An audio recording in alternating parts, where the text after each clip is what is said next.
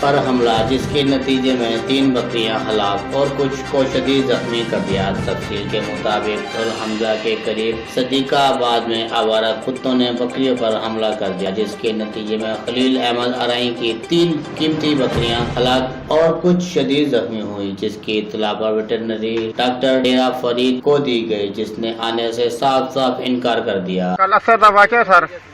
مال سر باہر بدھایا چھان دے بکریاں باہر بدھایا ہم ہمارے کتے انہیں آتے حملہ کیتے 3 بکریاں کو مار دیتے ہیں، 3-4 زخمی ہیں، لیکن محکمے کو فون کیتے تھے، محکمہ کوئی محکمہ نہیں آیا، ہی ٹائم تک وہ 3 فتح مر چکے ہیں، باقی 3 زخمی کھڑے ہیں سبھی۔ اصا کہ کوئی اطلاع کروں، پولیس والے کو فون کروں وہ دن سارا کوئی کام کرنی، محکمے والے صحت والے کو فون کروں وہ دن سارا کوئی کام کرنی۔